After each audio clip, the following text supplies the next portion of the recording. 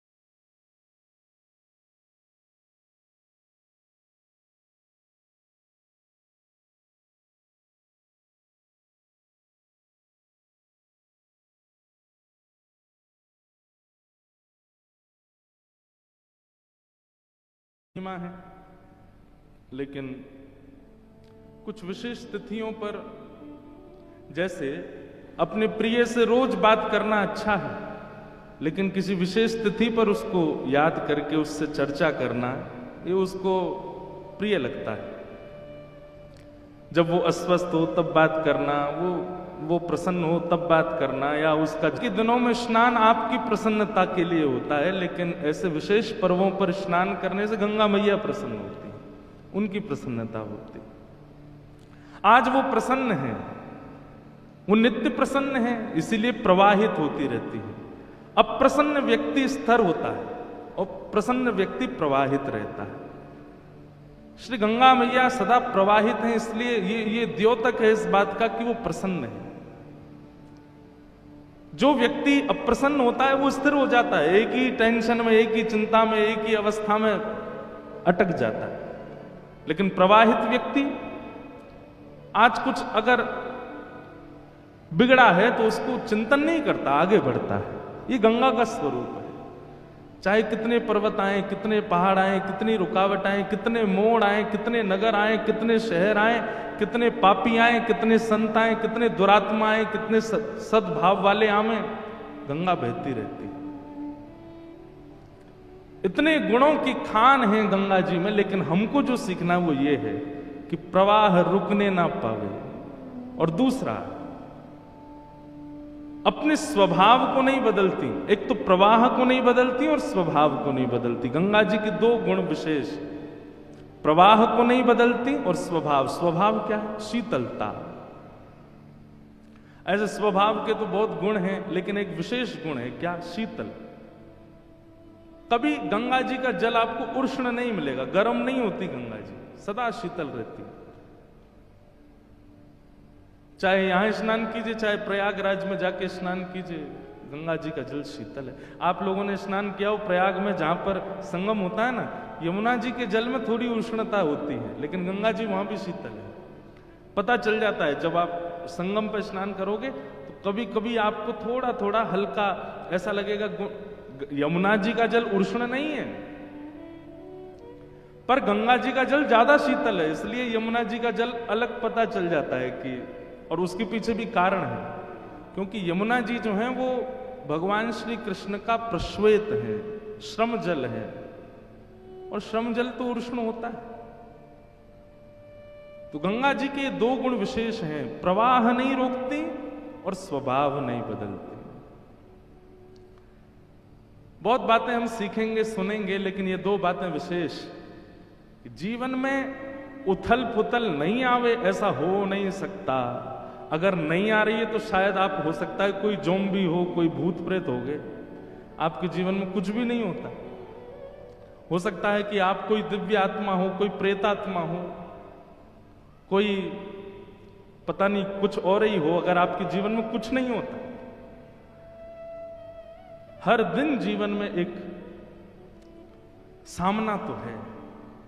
स्वामी विवेकानंद कहते हैं, एक भी दिन यदि बिना संकट के गुजरता है, बिना किसी चैलेंज के निकलता है, बिना किसी चिंता के निकलता है, तो समझो आपने पिछले दिन कुछ गलत तो किया है, इसलिए आज कुछ परीक्षा नहीं हुई। परीक्षा उसकी नहीं होती जो क्लास से बाहर कर दिया जाता है। जो क्लास में बैठा उसकी तो परीक्षा होती है, हर क्षण होती। प्रवाह मत बदलो और स्वभाव मत बदलो,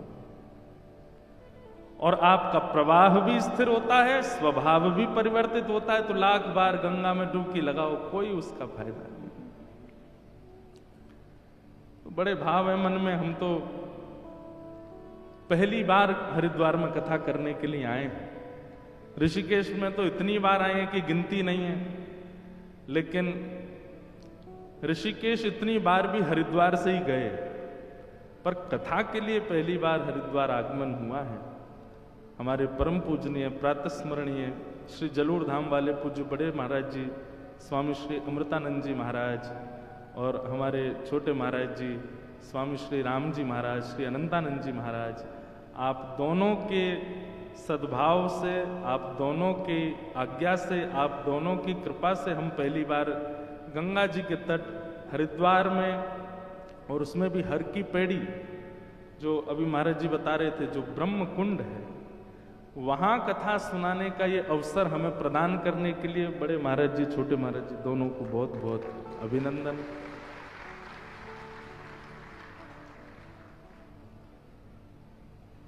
ये कथा भी गंगा जी के लिए होती है, क्योंकि इतने जीवात्मा गंगा जी में अपने आर्तों को नष्ट करने के लिए आते हैं, तो श्री गंगा जी भी विचार करती हैं कि मेरी चिकित्सा कौन करे। इसलिए घाटों पर ऐसे संत विचरण करते हैं और ऐसे दिव्य आयोजन होते हैं, और आप माने ना माने अपना रूप बदल के गंगा जी आती हैं, और आकर के यह सुन करके, यह दर्शन करके, इतने महापुरुषों का संगम देख करके गंगा जी भी आनंदित हो जाती हैं, प्रसन्न हो जाती हैं।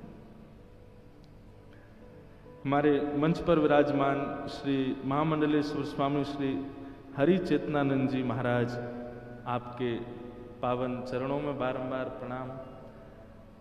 हमारे परम पूजनीय श्री जोधपुर वाले महाराज जी, जिनके सानिध्य में भी 3 दिन का नवदा भक्ति महोत्सव हुआ था, ऐसे परम पूजनीय स्वामी श्री राम प्रसाद जी महाराज, आपके पावन युगल चरणों में बारंबार प्रणाम करते हैं। आपने बड़ी कृपा करके अभी जोधपुर में खूब सुंदर समायोजन किया, और कई लोग उसका दर्शन किए होंगे। बड़ा आनंद आया महाराज जी के सानिध्य में। नवदा भक्ति पर 3 दिन का कुछ सत्र हुआ। भारतवर्ष के कई संत भी वहाँ गए, हमारे राम जी भी गए थे। ऐसे पूज्य महाराज जी को बारंबार प्रणाम करते हैं। स्वामी श्री ऋषिश्वरानंद जी महाराज हरिद्वार से विराजमान है, उनके चरणों में बारंबार प्रणाम। एवं श्री गोविंद राम जी महाराज जोधपुर से विराजमान है, उनको भी प्रणाम। साथ ही डॉक्टर स्वामी श्री हरिहरानंद जी महाराज हरिद्वार से, उनको भी बारंबार प्रणाम। भागवत के सरस वक्ता स्वामी रविदेव जी महाराज, उनको भी बारंबार प्रणाम। एवं विराजमान सब संत महापुरुषों को सबको प्रणाम। वही बात है कि महाराज जी कह रहे सबका नाम बोलें तो इतना समय निकल जाए, तो सबको वंदन करते हैं, पावन युगल चरणों में सबको प्रणाम करते हैं, भागवत की मंगलमयी कथा में प्रवेश करते हैं। आज प्रथम दिन है और ठीक 4 बजे हम आके बैठ गए महाराज जी। क्या आनंद आया आज, है बिल्कुल समय से। ये हमारे महाराज जी की कृपा है, नहीं तो कहीं ना कहीं कथाओं में हम लेट नहीं होते महाराज जी, लोग ही कहते हैं थोड़ा देर से आइए, सब हो जाए व्यवस्था, फिर आइएगा। लेकिन आज से ये कथा का प्रारंभ मंगलमय हो गया है। आप सब लोग बहुत ध्यान से पहले कुछ बातें सुन लीजिए।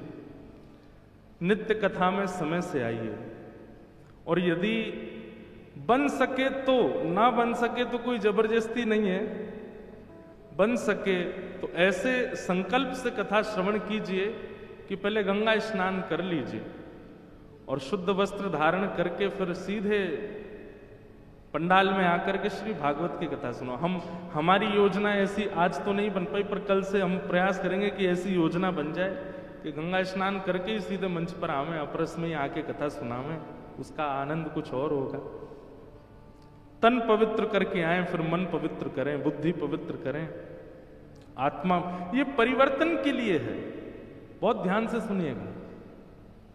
सब लोग इधर देखो। बिल्कुल कथा श्रवण मनोरंजन नहीं, मनोमंथन है। यहां आकर के आप परिवर्तित होकर के नहीं जाते हैं तो फिर ये आपका भी समय व्यर्थ हुआ और आपने दूसरे का भी समय व्यर्थ किया। श्री शुकाचार्य जी ने परीक्षित को एक ही कथा सुनाई, एक ही कथा में उद्धार हो गया। यहां हमारी अनंत कथाएं सुनने के बाद भी हमारे जीवन में परिवर्तन नहीं है। इसलिए परिवर्तन की भावना से कथा श्रवण कीजिए। हम लोग भक्त चरित्र सुनते हैं, चैतन्य महाप्रभु की एक वाणी सुनकर के रूप सनातन गोस्वामी वृंदावन की खोज कर लेते हैं। हितरवंश महाप्रभु का एक उपदेश सुनकर के अत्यंत वीतराग, अत्यंत विद्वान श्री हरिराम व्यास वृंदावन में ऐसी निष्ठा कर लेते हैं। अपने पत्नी के कुछ राम चरण मिलन शब्दों को सुनकर के भारतवर्ष को गोस्वामी तुलसीदास जी प्राप्त हो जाते हैं। एक वाक्य ही काफी है परिवर्तन के लिए, एक सत्संग के क्षण ही काफी हैं परिवर्तन के लिए, भगवत प्राप्ति के लिए। लेकिन इतनी कथाएं होने के बाद भी, इतना सब कुछ सुनने के बाद भी परिवर्तन नहीं होता। इसमें बताने वाले का दोष नहीं है, सुनने वाले का दोष। वैद्य ने औषधि दी लेकिन आपका रोग ठीक नहीं हुआ, इसका मतलब वैद्य गलत नहीं है, औषधि गलत नहीं है, आपने परहेज का पालन नहीं किया। आपको डायबिटीज हो गई, डॉक्टर ने दवाई दे दी, 6 महीना बाद जब शुगर चेक किया तो 350। डॉक्टर बोला तुम समय से दवाई ले रहे थे? बोले हाँ ले रहे थे। सब कुछ बिल्कुल जैसे मैंने बताया वैसे कर रहे थे? हाँ। सुबह नाश्ता क्या करते थे? बोले कचौड़ी का। दोपहर में भोजन क्या करते थे? रसमलाई का। रात में सोते समय क्या पाते थे? बोले रबड़ी पाके सोते थे। तो भाई तुम कितनी भी औषधि लो, परिवर्तन तो नहीं होगा ना, रोग तो ठीक नहीं होगा। परिवर्तन की भावना से कथा में विराजो। वक्ता अपना कार्य करेगा, कथा अपना कार्य करेंगी, आप अपना कार्य करो, सावधानी रखो। तो कथा सुनने के पूर्व अगर बन सके तो, नहीं बन सके तो कोई जबरदस्ती नहीं। गंगा तब दर्शनात् मुक्ति, दर्शन से भी मुक्ति मिल जाती है, लेकिन फिर भी स्नान करके। अच्छा, गंगा जी के स्नान की भी विधि है, ध्यान से सुनिएगा, ये तो करना है। गंगा जी में कभी भी अपवित्र अवस्था में स्नान नहीं करना चाहिए। प्रयास कीजिए कि पहले आप जहां रुके हैं, जिस आश्रम में, जिस जगह पर, पहले वहां स्नान कर लीजिए। स्नान करने के बाद में शुद्ध वस्त्र पहनिए। महाराज जी आधे से ज्यादा तो इस बात को सुन के नहाने ही नहीं जाएंगे, बोले अभी पहले कमरा में नहाओ। जो इतनी भीड़ लगती है, लेकिन वास्तव में आपको हम सत्य बता रहे हैं, बात बहुत ध्यान से सुनिए। पहले अपने स्थान पर स्नान कर लीजिए, बिल्कुल जैसे किसी विवाह में जाने के लिए तैयार होते हैं ऐसे तैयार होइए, बिल्कुल शुद्ध। गंगा कोई ऐसे जलाशय नहीं है कि बस कूद गए जाके, स्विमिंग पूल थोड़ा ही है, मंदिर है, साक्षात चलायमान मंदिर है हरि का। वहां पवित्र अवस्था में जाइए और फिर पवित्र अवस्था में जाकर के पहले तो गंगा जी का दर्शन करके प्रणाम करो।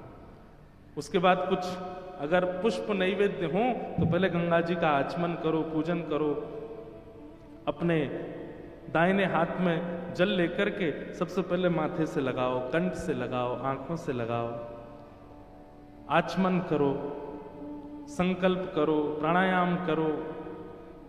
नहीं हो सकते ये सब तो कुछ भी नहीं तो केवल जल माथे से लगाओ, प्रणाम करो और प्रणाम करके गंगा मैया से एक वचन जरूर दो, हे मां जय, हमने ऐसा श्रवण किया कि आप पाप मुक्त करती हैं। जय हो। सब संत महापुरुष पधारे, सबको बारंबार प्रणाम, सबके चरणों में बारंबार वंदन। ये भी चलते फिरते सब गंगा जी हैं, सबको वंदन करते हैं। जय हो।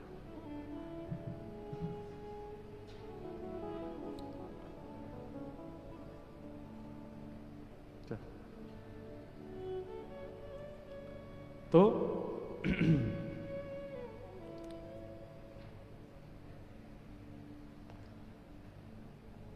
गंगा जी को सबसे पहले मस्तिष्क पर धारण करो, नेत्रों से आचमन करो, प्राणायाम करो, संकल्प करो। संकल्प का मतलब क्या होता है? हे मां, हमने सुना है कि आप पाप निवृत्त करती हैं, हमने सुना है कि आप व्यक्ति के जीवन को पवित्र करती हैं। हम निवेदन करना चाहते हैं कि हे गंगा मैया, हमारे अंदर बहुत अवगुण हैं, सद्गुणों की तो कोई ऐसी जगह नहीं है हमारे अंदर, पर अवगुण बहुत है। लेकिन ये अवगुण एक मेरे अंदर ऐसा है जिस अवगुण से बहुत लोगों को मैंने खो दिया, बहुत लोग मेरे जीवन से चले गए और मुझे स्वयं भी पीड़ा होती है कि ये अवगुण मेरे अंदर क्यों है। मैं इस अवगुण का नाश करना चाहता हूं। हे गंगा मैया, आप कृपा करो, मेरा ये अवगुण समाप्त हो।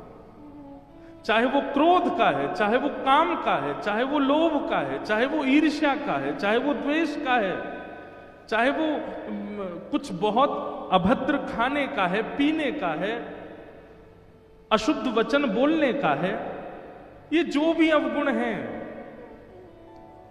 उस अवगुण की शिकायत कीजिए गंगा मैया से, उसका संकल्प लीजिए, आप इस अवगुण को नष्ट कर दीजिए। मैं वचन देता हूं कि पुनः ये अवगुण मेरे अंदर ना उत्पन्न हो, इसकी मैं पूरी सावधानी रखूंगा।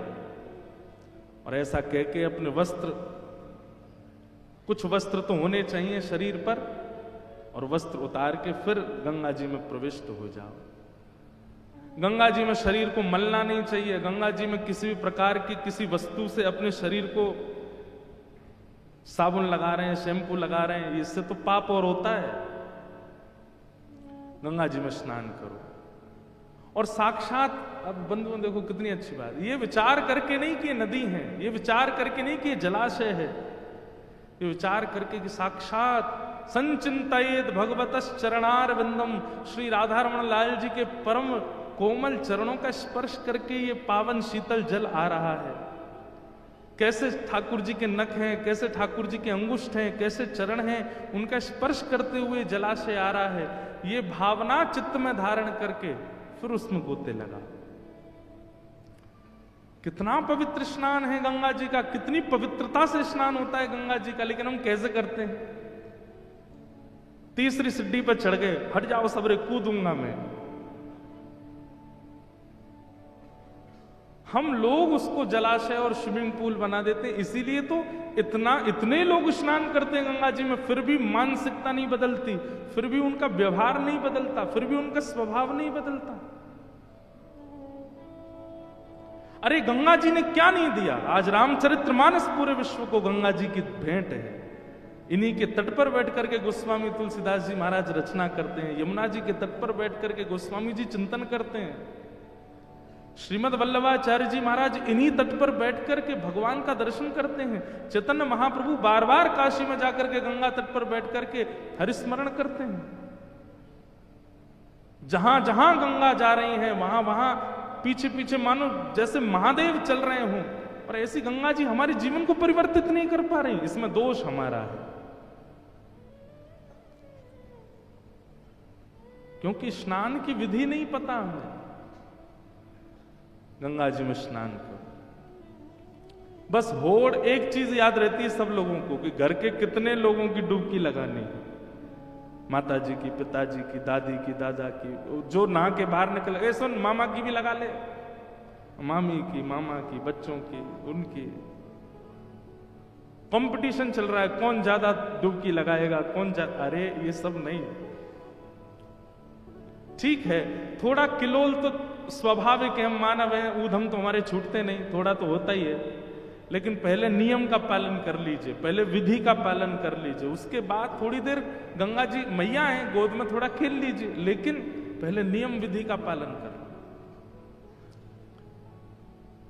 अपने इष्टों को प्रणाम, अपने गुरु को प्रणाम, अपने गुरु मंत्र का जाप गंगा जी में बैठ के करो।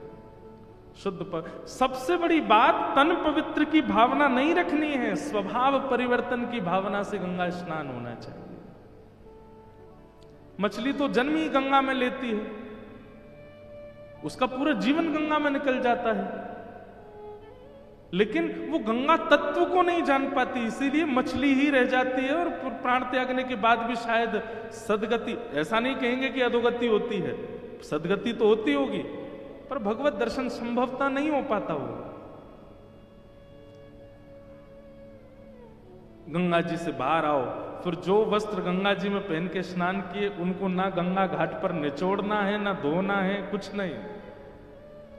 और उसके बाद जो तौलिया आदि जो भी है, वो गंगा जी में थोड़ी सी उसको, जो पवित्र है, जिसका अभी उपयोग नहीं किया गया, उसको गंगा जी में ही धो करके उससे तन को थोड़ा पोंछ लीजिए, सूखे वस्त्र से नहीं। और फिर नवीन वस्त्र धारण करके अपना उर्धपुंड लगा करके उसके बाद गुरु मंत्र का जाप कीजिए। जिस नाम में आपकी निष्ठा है वो नाम का जाप कीजिए। और जगह तो नेत्र बंद करके कीजिए, लेकिन गंगा जी के घाट पर नेत्र खोल करके कीजिए। गंगा जी का दर्शन करते हुए नाम जप कीजिए, गुरु मंत्र का जप कीजिए। बस विचलित ना हो, इधर देखें इधर नहीं, गंगा जी को अखंड देखते रहिए। आप फिर हमको याद करेंगे। जो परिवर्तन का अनुभव अपने स्वभाव में, बुद्धि में, विचार में आप करेंगे, अद्भुत है। ऐसी गंगा जी, उनमें स्नान करो और स्नान करने के बाद अपना मंत्र आदि करने फिर आओ कथा में, और यहां बैठ करके फिर 3, 3.5 घंटे, 4 घंटे कथा श्रवण कीजिए। महाराज 7 दिन में ही वो परिवर्तन का अनुभव आपको होगा, उस विचार का अनुभव आपको होगा। कभी स्वप्न में, कभी अनुभव में, कभी विचारों में, कहीं ना कहीं ठाकुर जी का अनुभव होने लग जाएगा। यही तो हमारे जीवन का उद्देश्य है। तो भाग्यशाली हैं आप लोग। दुनिया में कथा होती है सब जगह भाग्यशाली, पर मैं ये बात कह दूं तो कोई अतिशयोक्ति नहीं। आज के दिन से गंगा जी के तट पर, ऐसे पावन स्थान पर, ऐसे पावन संतों के सानिध्य में ये कथा जो सुन रहे हैं वो परम भाग्यशाली, परम भाग्यशाली।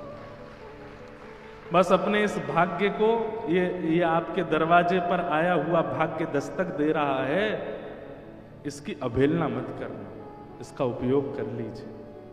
और जो 2-3 दिन का नियम बना के आए कि हम तो 2-3 दिन रुकेंगे चले जाएंगे, अगर ये नियम आपने नहीं तोड़ा तो आपने कुछ नहीं तोड़ा। इसको तोड़ के 7 दिन रुक के जाओ, कथा सुन के जाओ, भाव से कथा का श्रवण करके जाओ। ऐसी पावन गंगा, उनको हम प्रणाम करते हैं, उनको हम वंदन करते हैं। ये हमारे लाला के चरणों से प्रकट हुए हैं, इन्हें बारंबार नमन करते हुए आइए आज प्रथम दिवस के महात्म की चर्चा में हम लोग प्रवेश करते हैं। देखो, महात्म के पहला श्लोक ही गंगा जी का द्योतक है, सुनिएगा। सच्चिदानंद रूपाय विश्वोत्पत्त्यादि हेतवे तापत्रय विनाशाय श्री कृष्णाय वयं नमः। सच्चिदानंद रूपाय, 3 रूप बताए गए भगवान के, सत्य, चैतन्य और आनंद। अब अनेक बार इस श्लोक की व्याख्या ठाकुर जी के रूप पर की है, पर सत्य, चैतन्य और आनंद ये तीनों रूप गंगा जी के हैं। सबसे पहला सत्य, गंगा जी सत्य है। इसलिए असद व्यक्ति का भी संस्कार किया जाता है तो भी गंगा जी उसको सत्य की प्राप्ति करा देती हैं। सब लोग इधर देखो, सावधानी से सुनिए बिल्कुल कथा। गंगा जी सत्य स्वरूप है। अब व्यवहार में ऐसा होता है कई बार कि मित्र मित्र आपस में कहते हैं, ये जो तू बात कह रहा हाथ में गंगा जल लेकर के कह दे। गंगा जल लेने में घबरा जाता है, नहीं गंगा जी नहीं लूंगा, मैं कह रहा हूं कि मैं कल से ऐसा नहीं खाऊंगा, मैं कल से ऐसा नहीं पीऊंगा। नहीं नहीं, गंगा जल लेके कह हाथ में। गंगा जल लेने में क्यों इतनी हालत खराब होती है? क्योंकि वो सत्य स्वरूप है। उसे वो कहीं ना कहीं नास्तिक व्यक्ति भी इस बात को जानता है कि गंगा जल हाथ में लेकर के मैंने कोई संकल्प किया और उसकी पूर्ति अगर नहीं की तो मेरे को अधोगति का सामना करना पड़ेगा। गंगा जी सत्य स्वरूप है, सत्य है। इसलिए जीवन में कुछ भी करने वाला व्यक्ति वो भी अपने अंतिम समय में घर के लोगों से निवेदन कर देता है कि संस्कार हो सके तो गंगा तट पर करना, नहीं हो सके तो कम से कम अस्थि विसर्जन तो गंगा जी में ही कर देना। क्योंकि उसे पता है कि जीवन में चाहे जो भी किया हो, लेकिन मेरी थोड़ी सी जो लाज बचाने की सामर्थ्य वो गंगा जी में है। वो मेरी लाज बचा लेंगी कैसे भी। गंगे गंगे तियो ब्रूयात योजना नाम सतैरपि मुच्यते सर्व पापेभ्यो विष्णु लोकम सगच्छति। आप लोग ऐसा मत सोचना गंगा पर करती ही होगी पूरी, नहीं, लेकिन आज गंगा जी के तट पर बैठे हैं इसलिए थोड़ी निकल रही है बातें, सुन लीजिए। गंगा जी का पहला स्वरूप सत्य है। सत्य किसको मानेंगे? जिसके सामने असत्य का अस्तित्व नष्ट होता हो, वो सत्य है। जैसे गुरु के सामने सत्य वाचन करना ही पड़ता है। आप वहां रोक नहीं सकते स्वयं को। उनके सामने झूठ बोलने में घबराहट होती है। ऐसे ही गंगा है। गंगा के तट पर भी एक बात मेरी बहुत ध्यान से सुनिएगा, जो गुरु के सामने भी असत्य बोलने में झिझकता नहीं है, जो दैव के सामने भी असत्य बोलने में व्याकुल नहीं होता, जो गंगा जी का जल हाथ में लेने के बाद भी सत्य बोल देता है, वो राक्षस ही होगा। क्योंकि ये राक्षसत्व ही है कि राम सामने खड़े हैं और फिर भी रावण का रावणत्व जीवित है। कई बार घटनाएं सुनने में आती हैं कि आजकल के युवा लोग गंगा जी के तट पर पार्टी करते हैं, कुछ भी खा लेते हैं, पीते हैं, पड़े रहते हैं गंगा जी में। ये रावणत्व नहीं है तो क्या है? ऐसी पवित्र गंगा जी के तट पर भी आप स्वयं को नहीं संभाल रहे हो। गंगा जी सत्य है। दूसरा, श्री गंगा चैतन्य है। वो जल नहीं है। जल भी कहीं ना कहीं जड़त्व में आ जाता है, लेकिन श्री गंगा चैतन्य है। हमने तो अपने जीवन में बहुत अनुभव किए हैं। कितनी भी घबराहट हो रही हो, थोड़ा भय लग रहा हो, चिंता हो रही हो, बहुत व्याकुलता जीवन में चल रही हो, आप एक काम कीजिए, घर में गंगा जल सबके होता है, तुरंत जाइए थोड़ा सा गंगा जल पान कर लीजिए। आपकी मानसिक और बौद्धिक क्लेशों को भी गंगा जी शुद्ध कर देती हैं, पवित्र कर देती हैं। गंगा जी का जल जल नहीं है, वो चैतन्य है, साक्षात प्रतिमूर्ति है। एक एक बिंदु में देव विद्यमान है, सत्य है, चैतन्य है और आनंद है। श्री गंगा जी आनंद है। जिन गंगा जी के तट पर ऋषिजन सदा आनंदित विचरते, आप कुछ मत करो, गंगा जी के तट पे घूमते रहो, आपको भोजन भी मिल जाएगा, आपको निवास भी मिल जाएगा, आपको वस्त्र भी मिल जाएंगे, आपको मित्र भी मिल जाएंगे, आपको संबंधी भी मिल जाएंगे, सब मिल जाएंगे। गंगा जी के तट पर सब सुलभ है, आनंद है। जीवन में प्राप्त करने वाला जो आनंद चाहते हैं, गंगा तट पर सब प्राप्त हो जाएगा। इसलिए सच्चिदानंद रूपाय, ये तीनों रूप गंगा जी के हैं। पहला सत्य, दूसरा चैतन्य और तीसरा आनंद। विश्वोत्पत्त्यादि हेतवे, विश्व की उत्पत्ति, पालन और प्रलय तीनों की संभावना गंगा जी में है। विश्व का उत्पत्तिकरण भी गंगा जी से हो रहा है। हमारे भीतर जो सद्भावना प्रकट हो रही है वो गंगा जी की कृपा है। हमारा पालन भी गंगा जी से हो रहा है। गंगा जी के जल से ना जाने कितने भारतीयों का पालन हो रहा है, कितने नगरों का पोषण हो रहा है, कितने परिवार पल रहे हैं गंगा जी के जल पर। और जब अपने रौद्र रूप में आती हैं तो संहार भी करती हैं। उत्पत्ति, पालन और संहार तीनों की संभावना जिनके पास है। तापत्रय विनाशाय, तीन प्रकार के ताप, आदिदैविक, आदिभौतिक, आध्यात्मिक, तीनों तापों को नाश करने की जिनमें सामर्थ्य है, ऐसे श्री कृष्णाय वयम नमः, श्री गंगाय वयम नमः। ऐसी श्री गंगा को, ऐसे श्री कृष्ण को और ऐसे श्री कृष्ण के चरणों से प्रकट हुई गंगा को हम नमन करते हैं, हम वंदन करते हैं। अब सोचो, जिनके चरण की स्पर्श की गंगा इतना पवित्रीकरण कर देती है, वो स्वयं कैसे होंगे? वो स्वयं श्री कृष्ण कैसे होंगे? विष्णुपदी जब इतना कल्याण कर देती हैं तो स्वयं श्री कृष्ण जीवन में आ जाएंगे तो क्या क्या नहीं दे सकते हैं। ऐसे श्री कृष्ण को और ऐसे श्री कृष्ण से चरणों से प्रकट हुई मां गंगा को हम प्रणाम करते हैं। गंगा जी के अवतरण की निकुंज की कथा भी हमने गिरिराज जी में सुनाई थी। श्री राधा कृष्ण का प्रेम विगलित स्वरूप भी है। और वो कथा और विस्तार से हम एक दिन सुनाएंगे। कथा में थोड़ी और लीला में प्रविष्ट हो जाएं, थोड़ी और निकुंज की भावनाएं आ जाएं, फिर सुनाएंगे कि श्री गंगा जी राधा कृष्ण मिलित स्वरूप हैं। तो ऐसी पावन गंगा मैया को बारंबार प्रणाम। महात्मा की कथा आज हम लोग सुनेंगे। एक बात और कहते हैं, विश्व भर में कथा सुनने की अपनी महिमा है, लेकिन गंगा जी के तट पर भागवत की कथा सुनना ये प्रोटोकॉल है। प्रोटोकॉल मतलब ये नियम ही है, ये शास्त्राज्ञा है। श्रीमद् भागवत की कथा कहां होनी चाहिए, ये प्रश्न सबसे पहले नारद जी महाराज ने पूछा था सनत कुमारों से। और सनत कुमारों ने तभी आज्ञा दे दी थी, गंगाद्वार समीपे तु तटमानंद नामकम। गंगा द्वार यानी कि हरिद्वार, और वहीं आनंद वन में बैठ करके भागवत, ये गंगा जी का तट जितना भी हरिद्वार से ऋषिकेश तक ये सब आनंद वन है।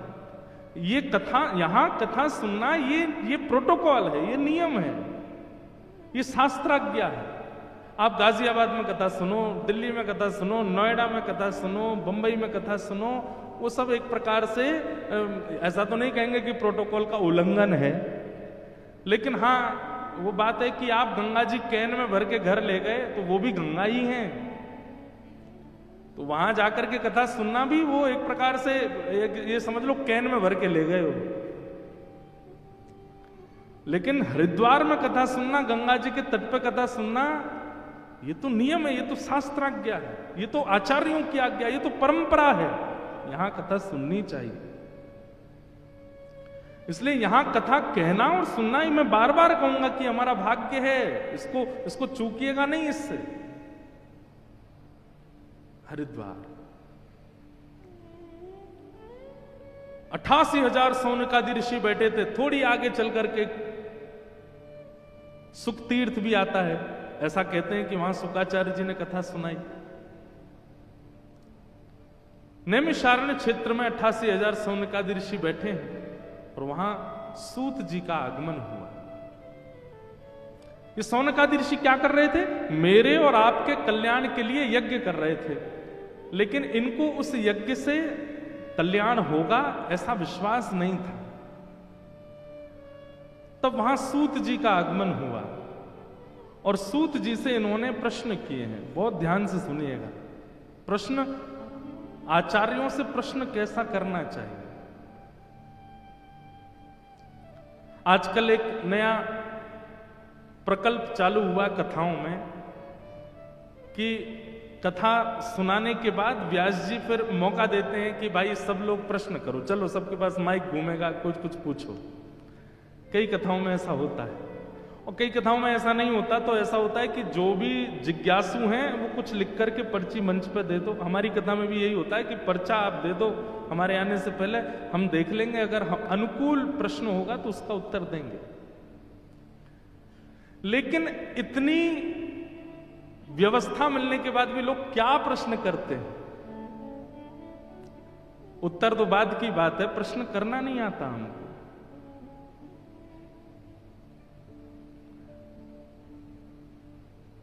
प्रश्न करने की अगर आपको छूट मिली है तो प्रश्न कैसा होना चाहिए, सुनिए। सौनकादि ऋषि कह रहे हैं सूत जी महाराज से, क्या इह घोरे कलौ प्रायो जीवाश्चासुरतां गत क्लेशाकान्तस्य तस्यैव शोधने किं परायणम्। क्या प्रश्न कर रहे हैं? सौनकादि ऋषि कहते हैं, अच्छा एक बात और कहते हैं आपको, यमुना जी का तट जो है ना वो भक्ति का तट है। नर्मदा जी का जो तट है वो वैराग्य का तट है और गंगा जी का जो तट है ये ज्ञान का तट है। इसलिए ऐसा नहीं है कि हम निकुंज लीलाएं यहां नहीं कहेंगे, कहेंगे, पर यहां थोड़ा ज्ञानवर्धक प्रसंग ज्यादा रहेंगे। इसलिए बहुत ध्यान से सुनिएगा, चूकिएगा नहीं, एक शब्द भी छोड़िएगा नहीं। प्रश्न कैसा होना चाहिए? पूछने वाले का भी कल्याण हो, बताने वाले का भी कल्याण हो और जो खाली बैठे सुन रहे हैं उनका भी कल्याण हो, ऐसा प्रश्न होना चाहिए।